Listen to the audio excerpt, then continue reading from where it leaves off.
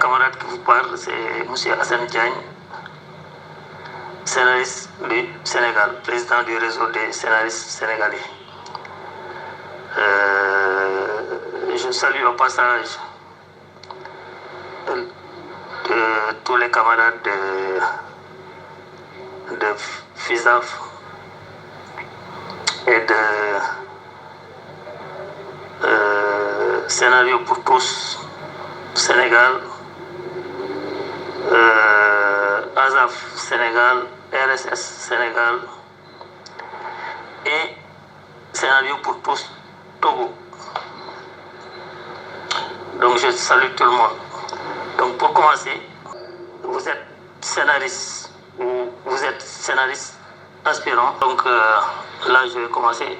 Donc, lorsqu'on écrit, il ne suffit pas d'avoir une bonne idée, ni même de savoir la rédiger. C'est l'étape de la réécriture en général qui rendra ce texte formidable.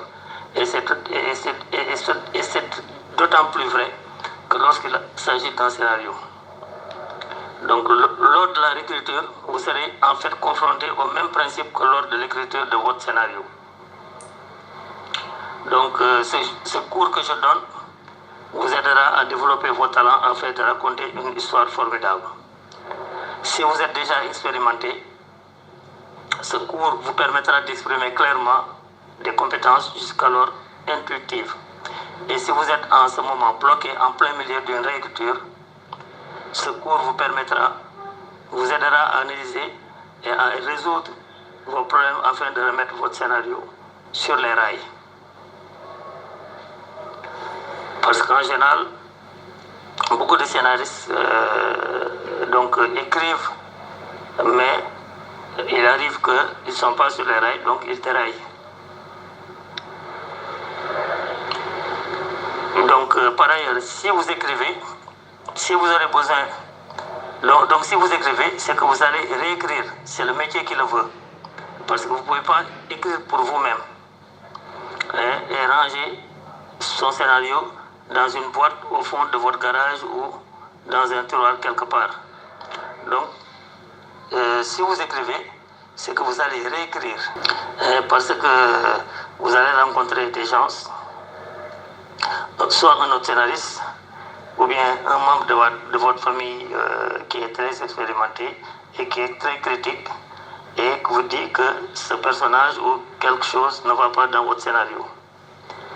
Bon, en général, pour les débutants, on vous conseille de commencer par des courts-métrages et ne pas, si vous êtes par exemple romancier ou conteur, ne pas commencer par un long-métrage de 120 pages ou de 130 pages. Parce que vous aurez des problèmes de structure. Maintenant, comment rassembler les... Vous avez des idées donc pour écrire un scénario. Vous êtes débutant. Comment rassembler ces idées? Où trouver les idées? Et comment les rassembler? Et comment développer vos idées? Vous êtes scénariste. Vous avez une idée géniale pour un film. Vous pensez qu'elle est aussi bonne et originale que, par exemple, SOS Fantôme ou Witness ou Tutsi. Donc, votre histoire traite de relations aussi intimes que celles, par exemple, que nous voyons très souvent dans pas mal de séries. Donc, ce n'est pas juste l'idée, mais l'exécution qui compte. Vous voulez y prendre correctement, comment allez-vous commencer? Donc, vous avez lu un article qui vous a donné des idées pour une histoire. Donc, vous avez, par exemple, lu un article de journal qui vous a donné une idée pour une histoire. Vous voulez les rédiger avant d'embaucher, par exemple, un scénariste ou que quelqu'un d'autre vous écrive cette idée-là. Vous aimeriez être clair et créer une structure qui fonctionne. Comment allez-vous faire? Vous pouvez aussi être réalisateur. Et vous n'avez jamais écrit un scénario auparavant, mais vous avez une ligne narrative qui s'est frayée un chemin en vous depuis 1 ou 2 ans. Vous voulez rédiger un traitement ou un scénario. Plus tard, vous trouverez un auteur pour collaborer avec vous. Comment allez-vous commencer? Il est rare que les idées viennent à l'esprit de façon entièrement développée. La plupart des scénarios commencent par une idée subite ou des bribes d'images. Donc le vôtre commencera peut-être par une situation que vous aurez envie d'explorer ou par un personnage que vous avez connu ou imaginé. Vos idées appartiennent à une histoire qui cherche à se frayer un chemin en vous. Il peut s'agir d'une idée si petite qu'elle tient en une ligne. Quelque chose sur le cirque, ou bien une histoire de l'ampleur d'une épopée. Les anecdotes que mon grand-père m'a racontées sur ses combats pendant la Révolution, ou bien pendant la Deuxième Guerre mondiale, des trucs comme ça. Quelque part entre l'idée initiale et les 120 pages de scénario, votre idée aura besoin de trouver sa forme. L'histoire doit se construire et se développer à partir des personnages, d'images, d'émotions, et est tissée grâce à des idées. La façon dont vous accomplirez cela déterminera le fait que votre scénario sera embrouillé, tout juste bien fait ou une œuvre d'art brillante. Comme avec n'importe quelle autre forme d'art, écrire un scénario commence par un certain degré de chaos. Les idées ne sont qu'à moitié inventées. Les lignes narratives peuvent s'enliser à n'importe quel moment. Les personnages peuvent paraître inconsistants, unidimensionnels, trop prévisibles ou trop semblables à un personnage que vous avez vu des centaines de fois. Et vous ne savez pas encore forme d'art. Écrire un scénario commence par un certain degré de chaos. Les idées ne sont qu'à moitié inventées. Les lignes narratives peuvent s'enliser à n'importe quel moment. Les personnages peuvent paraître inconsistants, unidimensionnels, trop prévisibles ou trop semblables à un personnage que vous avez vu des centaines de fois. Vous ne savez pas encore ce que vous avez ni ce que vous aurez. Le processus d'écriture va vous conduire du chaos à l'ordre. La rapidité avec laquelle vous allez avancer dépendra de vos connaissances sur le processus et l'art d'écriture, et de votre habileté, de votre capacité à être discipliné, de la difficulté à traiter votre idée, de la quantité de recherche que vous aurez besoin de faire et de votre confiance en votre talent créatif. Certains d'entre vous seront capables de réfléchir vite et de rédiger leurs idées aussi vite qu'elles leur viendront à l'esprit. D'autres auront besoin de laisser leurs idées mûrir. Puisqu'il s'agit d'un domaine créatif, il ne peut y avoir une seule méthode qui fonctionnerait pour tout le monde. Maintenant, comment trouver l'idée?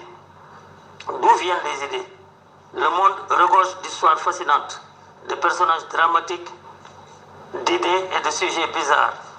L'une des choses que vous devez faire pour vous entraîner à devenir scénariste consiste à trouver les moindres détails et directions narratives qui peuvent servir de point de départ à un scénario formidable. Beaucoup de scénaristes trouvent leurs idées à partir d'articles de journaux. Les journaux sont remplis de conflits, de drames, de personnages dynamiques et de sujets importants. Votre famille proche, qu'elle soit sympathique ou non, contient une myriade de situations à explorer. Les amitiés, les mariages, les problèmes avec les collègues, que ce soit dans votre propre vie ou dans des situations dont vous avez entendu parler, tout ceci peut être utilisé. Il y a aussi les rêves, les fantasmes, les espoirs, les buts, tout autant que vos échecs, déceptions et trahisons. Tous ces éléments seront utiles à votre créativité. Beaucoup de situations associées à une bonne quantité d'imagination peuvent conduire à de nouvelles idées. Vous pourrez vous demander ce que serait passé si vous avez épousé cette femme, si vous avez pris ce travail au Moyen-Orient ou si vous avez été dans cet internat. De nombreux scénaristes ont des classeurs entiers remplis d'histoires possibles. Certains d'entre eux ont des centaines d'histoires présentes en une ligne ou dans leur ordinateur. D'autres ont des notes éparpillées partout. Finalement, une histoire particulière s'impose à vous et demande à être racontée. Maintenant, donc, comment organiser vos idées?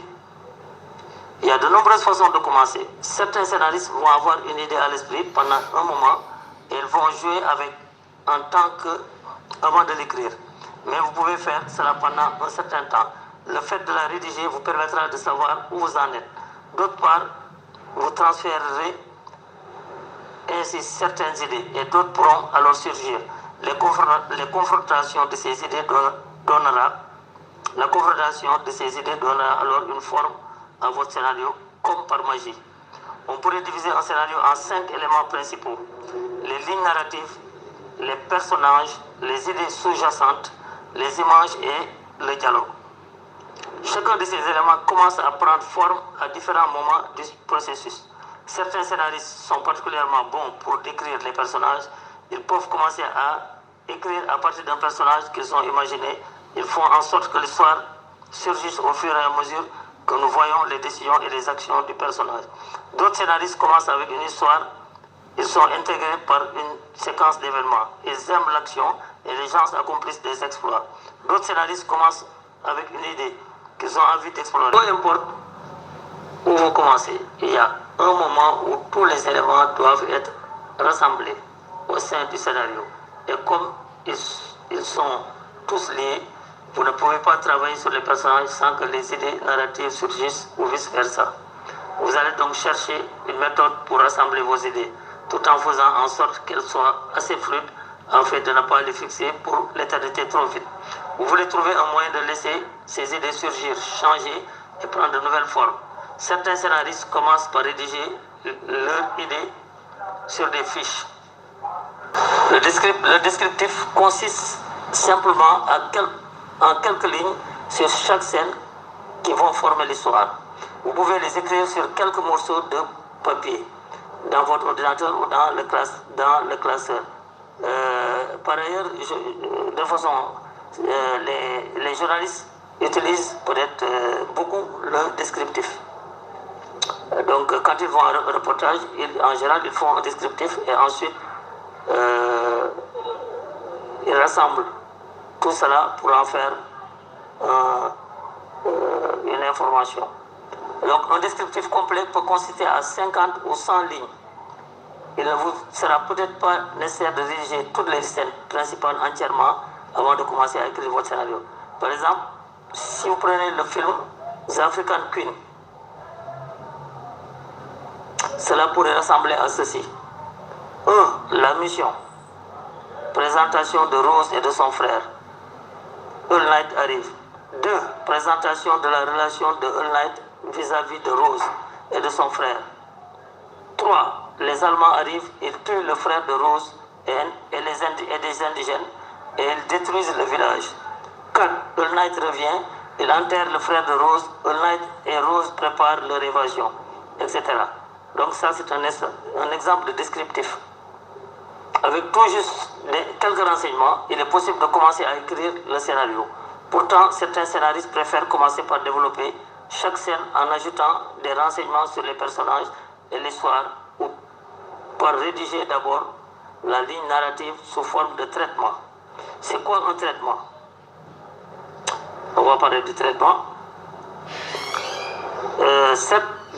Donc beaucoup de scénaristes utilisent des fiches ou rédigent leurs idées dans un classeur à feuillet volant pour s'aider à démarrer. Il s'agit de fiches de couleurs différentes. Elles sont chaotiques mais fluides. Toutes ces caractéristiques sont favorables au début d'un processus créatif. De nombreux scénaristes qui travaillent à partir des fiches commencent par acheter des fiches de nombreuses couleurs différentes. Au fur et à mesure qu'ils organisent leurs pensées, chaque couleur représente différents éléments du scénario. Si vous écrivez une histoire à suspense, utilisez par exemple des fiches blanches pour toutes les scènes concernant l'enquête, les fiches roses pour toutes les scènes sur les relations amoureuses entre le détective et le témoin aveugle, des fiches jaunes. Par exemple, prenez des notes sur les personnages, description, biographie, relations et habitudes bizarres.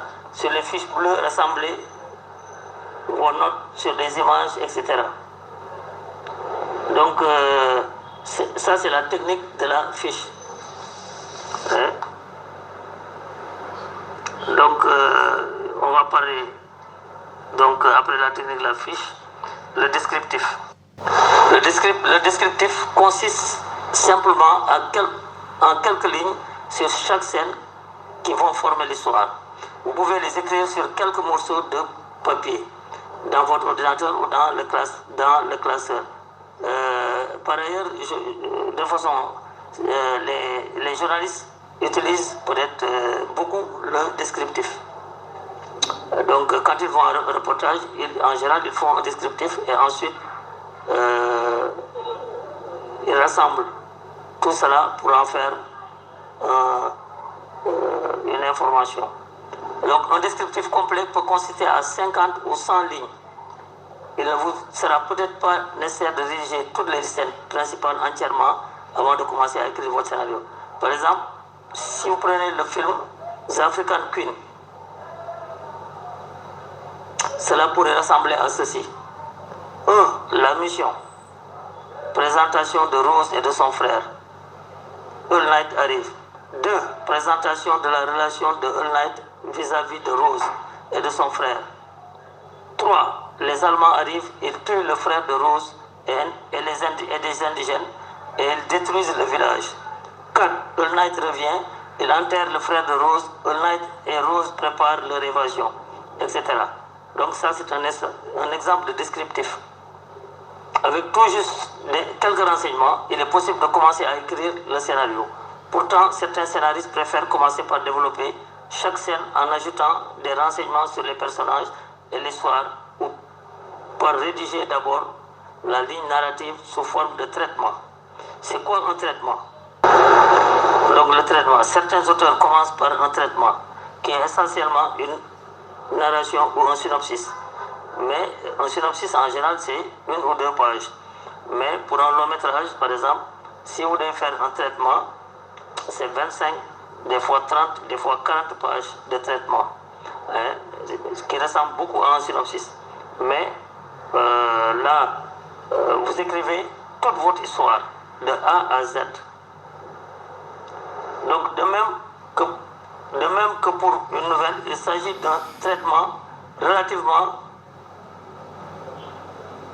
court. Par exemple, des fois, ça peut faire 8 à 15 pages, et des fois plus.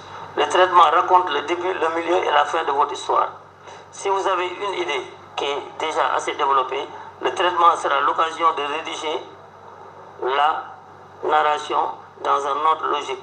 En regardant la ligne narrative, vous pouvez voir si votre histoire a une signification, si elle progresse, si elle a un rythme et une direction. Si l'un de vos éléments n'a pas de lien avec les autres, vous avez dû partir dans une digression. Si votre histoire s'enlise, vous allez voir facilement où elle manque d'action. Si votre climax n'est pas clair, vous comprendrez que vous vous êtes égaré et que vous n'avez rien construit. Si vous écrivez un traitement pour un studio, par exemple, ou une compagnie par exemple pour des producteurs, on vous demandera en général 5 ou 12 pages. Même les festivals aussi, il y a le festival d'Amiens qui en général te disent, si tu as un projet de long métrage, de faire un traitement de, par exemple, 15, 20 ou 25 pages. Mais un traitement peut être aussi utilisé comme un outil créatif semblable à un monologue intérieur. Vous pouvez ainsi rédiger 5 pages sur l'atmosphère de l'appartement de votre héroïne et sur les raisons pour lesquelles elle tombe amoureuse, puis résumer les 8 scènes suivantes en une ligne ou 2. Rédiger un traitement permet d'exprimer l'idée initiale. Cela peut être l'occasion de rédiger vos idées naturellement et de commencer à écrire le dialogue comme il vient. Cela vous donnera une idée du style de l'histoire. Donc les traitements peuvent vous aider à formuler votre histoire en vous faisant voir tous les problèmes et en vous forçant à retravailler constamment l'histoire. Cependant, en particulier, il est important de garder le traitement sous la forme d'un document fluide qui pourra évoluer et être amélioré lors de la réécriture. Pour certains scénaristes, une fois qu'ils ont écrit, ils ne peuvent plus s'en détacher. Il y a quelque chose de présent dans une ligne narrative nette et bien écrite. Il y a tenir un journal. Alors que les traitements peuvent être une bonne méthode pour se faire une idée claire de l'histoire, ils sont parfois moins utiles pour des questions de caractérisation et de développement thématique. C'est pourquoi certains scénaristes tiennent un journal avant d'écrire leur scénario. Par exemple, les femmes ou bien les jeunes filles ont leur journal intime qu'ils peuvent soit développer et le transformer en roman ou en scénario. Donc c'est ça, tenir un journal. Donc cette méthode vous offre la possibilité de pénétrer plus profondément à l'intérieur de vos personnages et de vous faire une idée sur leurs pensées, leurs sentiments, leurs soucis, leurs valeurs et la façon dont ils ont tendance à réagir. Cette méthode est proche de l'idée du journal intime et vous verrez qu'elle vous permettra d'avoir une connaissance interne de vos personnages, ce qui vous aidera à trouver ce à quoi ils ressemblent et comment ils évoluent. Il y a tenir un journal. Alors que les traitements peuvent être une bonne méthode pour se faire une idée claire de l'histoire, ils sont parfois moins utiles pour des questions de caractérisation et de développement thématique. C'est pourquoi certains scénaristes tiennent un journal avant d'écrire leur scénario. Par exemple, les femmes ou bien les jeunes filles ont leur journal intime qu'ils peuvent et comment ils s'expriment aussi. Rédigez ce journal à la première personne en vous mettant à la place du personnage qui décrit ses pensées et ses expériences. Vous pouvez également choisir de faire un récit à la troisième personne, comme si vos personnages étaient des amis ou des gens que vous avez observés. Vous pouvez inclure les descriptions des personnages et des actions, ainsi que des associations d'idées. Cherchez à répondre à un certain nombre de questions telles que: quel est le salaire de votre héroïne? À quoi ressemble sa famille? Où a-t-elle fait ses études? Et il faut explorer aussi vos thèmes avec ce genre d'écriture. Donc, en résumé, un traitement vous aidera à vérifier votre histoire à une certaine substance, si votre histoire a une certaine substance, à saisir les motivations internes de vos personnages et à prendre conscience du thème de votre scénario. Si vous avez essayé certaines de ces méthodes, et vous allez vous apercevoir que vous commencez à entendre vos personnages, c'est le moment de prendre, par exemple, votre magnétophone et d'essayer une nouvelle technique. Il y a aussi l'enregistrement, comme je suis en train de le faire. Donc, chaque jour de votre vie, vous parlez et vous avez l'habitude de parler. Donc, vous avez un magnétophone peut-être très libérateur, car cet outil permet de laisser surgir les idées sans inhibition. Donc, par exemple, si vous voyagez, vous êtes en voiture, vous êtes dans un train, etc.,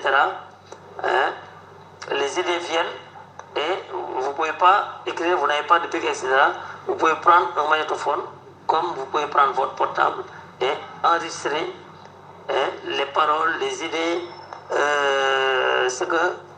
le paysage, ce que vous avez, ou bien si vous avez des idées de quelque chose de scénario, par rapport au scénario et que vous ne voulez pas rater, vous pouvez l'enregistrer sur le magnétophone aussi. Donc, vous pouvez même jouer avec ces idées sur le mode du dialogue afin de parvenir à traiter des sujets soulevés par votre scénario, à décrire la façon d'être de vos personnages et comment ils se comportent entre eux. Il se peut que le dialogue vous vienne à l'esprit dans son intégralité, ou bien vous n'allez en garder que quelques mots ou tournures de phrases. Évidemment, les magnétophones présentent un désavantage majeur: la transcription. Ne retranscrivez pas. Contentez-vous de ce qui vous paraît bien, mais n'effacez pas le reste. Avec le magnétophone, vous pourrez toujours réécouter cet enregistrement pour retrouver des intuitions que vous avez eues sur un dialogue ou sur la façon de relier vos différentes idées.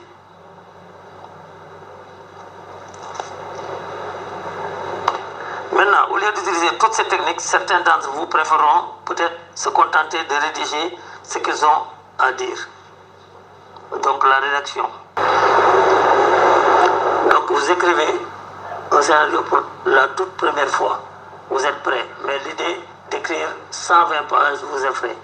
Dans ce cas, vous avez une ligne narrative. Vous pouvez commencer en rédigeant simplement votre histoire sous forme de scénario, sans préparation, et vous retravaillerez le texte par la suite.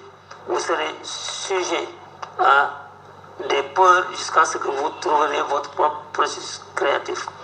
Vous vous demanderez si vous êtes vraiment capable d'écrire 120 pages, si cela ne sera pas une perte de temps et combien de temps cela vous prendra effectivement. Parvenir à rédiger 120 pages, quelle que soit la valeur de ces pages, vous débarrassera de vos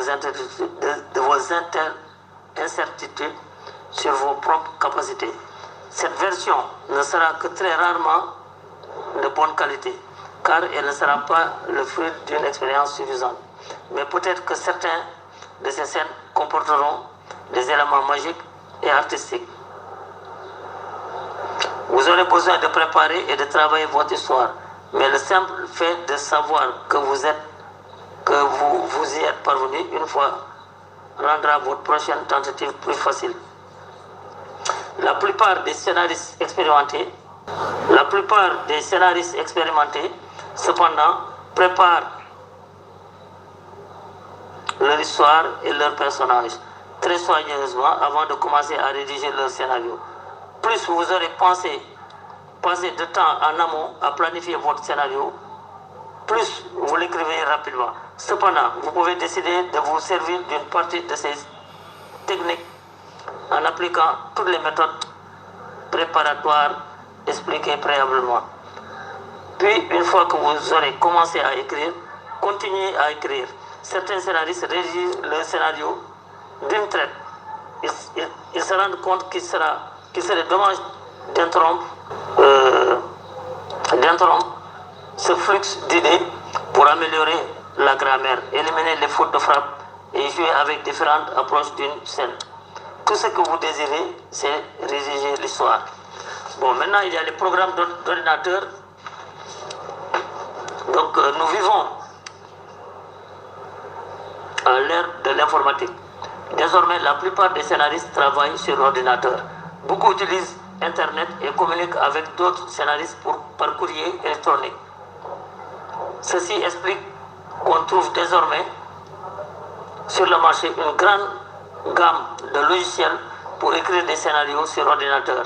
Ils sont destinés à aider un auteur à écrire ou à réécrire son scénario. Ici, je ne parle pas de programme pour formater votre scénario, tel que Script Doctor, Movies Master et Script Write. Je crois que ceux qui l'ont utilisé, comme notre ami Soufit de l'Algérie ou John Ondo du Gabon, vous diront peut-être, vous parleront un peu plus en complément donc des programmes d'ordinateur qui sont très souvent en anglais. Donc, mais certains scénaristes considèrent que ces programmes sont controversés car ils ressemblent à une méthode de coloriage. Ils vous indiquent exactement où placer chacun de vos éléments et vous promettent que si vous suivez scrupuleusement leurs instructions, vous aurez un scénario parfait. D'autres scénaristes voient dans ces programmes un catalyseur de leur créativité, un guide pour les maintenir sur les rails et une aide pour leur indiquer chaque étape. À quoi sert un programme de scénario? Dans quelle mesure peut-il vous rendre des services? De quoi devriez-vous vous méfier? Le minimum qu'il serait pour vous sera déjà de vous aider à organiser vos pensées et à rassembler tous les renseignements dont vous avez en un lieu, à la place des fiches que vous aurez besoin d'écrire et de réécrire et des blocs de brouillon remplis de notes abondantes. tous vos détails concernant l'histoire, les personnages, les lieux, le thème pourront vous être regroupés en un lieu, prêts à être retravaillés et retravaillés au fur et à mesure que vous aurez de nouvelles idées. Un programme de scénario vous aidera à prendre conscience des problèmes que vous devez régler lorsque vous rédigerez votre scénario. Il y a des centaines et des milliers d'éléments qui font qu'un scénario fonctionne. Des scénaristes expérimentés connaissent intuitivement un grand nombre de ces éléments, mais les néophytes ne possèdent pas encore suffisamment d'outils d'écriture. Les programmes de scénario ne cessent d'obliger les scénaristes à se poser un certain nombre de questions. Comme avez-vous clairement travaillé sur la biographie de vos personnages? Comptez-vous comprenez-vous ce que vos personnages désirent et quelles actions ils vont accomplir pour obtenir cela? Quel est le conflit? Quels sont les problèmes que votre personnage a besoin de résoudre? Quel est le public? Est-ce que les choix de vos personnages sont cohérents, etc. Donc un bon programme de scénario fonctionne comme un partenaire ou un collaborateur pour que vous ne cessiez de faire avancer votre réflexion. La plupart d'entre eux contiennent des définitions, des renseignements, l'analyse de scénarios géniaux et la façon dont ces éléments variés fonctionnent à l'intérieur d'un scénario. Ils servent donc d'outils pédagogiques autant d'outils d'écriture. Certains d'entre eux vous laissent la liberté d'essayer différentes combinaisons d'idées, mais la plupart d'entre eux sont conçus pour vous inciter à vous poser des questions à de nombreux moments au cours de votre processus créatif. Un grand nombre de ces programmes organisent leurs matériaux de façon à ce que vous perceviez comment les différents éléments doivent s'organiser à l'intérieur de votre scénario. Souvenez-vous que chacun de ces systèmes est fondé sur les théories dramatiques de celui qui les a conçus. Il vous faudra apprendre le vocabulaire du concepteur. Vous aurez certainement des concepts à comprendre avant même de pouvoir commencer à écrire. Ce qui est implicite dans un programme d'écriture de scénario, c'est une certaine logique. Un programme d'ordinateur a besoin d'être construit de façon rationnelle. Même si votre approche de chaque scénario n'est pas rationnelle, il se peut que vous vouliez commencer à construire un personnage féminin, par exemple à partir d'un élément de dialogue ou en décrivant l'énergie et le rythme qui émanent d'elle, ou bien à partir de la couleur de sa robe. Mais quand vous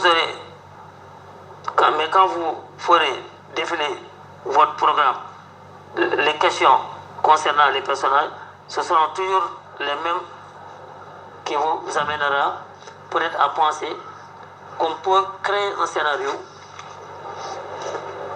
que d'une seule façon. Les programmes de scénario ne peuvent pas prendre en compte des centaines de points de départ différents et des milliers de processus différents qui peuvent vous conduire à écrire un bon scénario. En fin de compte, la seule chose qui déterminera ces méthodes sont bonnes consistera à évaluer si elles vous conviennent. Chaque système est à considérer en fonction du talent du scénariste susceptible de l'utiliser. Si un scénariste se contente de suivre ces indications, son scénario sera correct, mais il sera certainement prévisible et peu original. Si une méthode ne vous aide pas à donner une forme et une structure à votre histoire et créer des personnages imaginatifs et excitants, c'est qu'elle ne vous convient pas. Un bon système doit vous offrir la flexibilité de l'espace et l'espace nécessaire à votre processus créatif. Il doit fonctionner comme un collaborateur créatif qui est là pour vous aider à comprendre les problèmes qui se posent et donner une forme à votre scénario. Donc il y a plusieurs bonnes, en résumé, il y a plusieurs bonnes méthodes. Il y a plusieurs bonnes méthodes. Donc la plupart des gens qui écrivent un scénario de l'idée initiale à la première version prend environ 3 à 6 mois. D'autres mettent 1 an ou plus. Donc, certains vous diront qu'ils ont mis 2 ou 3 semaines, mais d'autres peuvent faire 5 ans pour écrire un scénario. Donc, en application, par rapport à ce chapitre, avant de commencer à écrire un scénario, demandez-vous quelle est la raison qui m'a poussé à écrire cette histoire. Donc on a fini, donc on est un peu l'application de tout ça avant d'écrire un scénario. Donc avant de commencer à écrire un scénario, demandez-vous ceci. Quelle est la raison qui m'a poussé à écrire cette histoire? Ai-je pensé à fond à tous les éléments de mon scénario? À l'histoire, au thème, aux personnages et aux images? Est-ce que j'ai commencé à penser au dialogue? Est-ce que j'entends mes personnages parler? Est-ce qu'ils ont commencé à me parler de façon telle qu'au moment où je commencerai à rédiger le dialogue, cela sonnera juste? Ai-je pris assez de temps pour explorer l'histoire des personnages sans me précipiter à écrire le scénario? Est-ce que j'ai superposé les règles à mon histoire et à mes personnages? Ou est-ce que j'ai essayé de les laisser se développer de façon organique? Est-ce que je suis parvenu à me concentrer sur ce qui me passionne, ce dont je suis capable et sur ce que je cherche vraiment à dire? Est-ce que je me préoccupe trop de la commercialisation de mon scénario, de ses potentialités commerciales, de ce que je vais gagner grâce à lui et de la célébrité qu'il me rapportera? Est-ce que je suis en train de planifier le discours de réception de mon Oscar avant que mon scénario ne soit écrit? Ou bien est-ce que je suis prêt à attendre d'être nominé pour penser à cela? Est-ce que je me suis souvenu de m'efforcer à garder à l'esprit le processus global au lieu d'essayer d'obtenir les résultats rapides?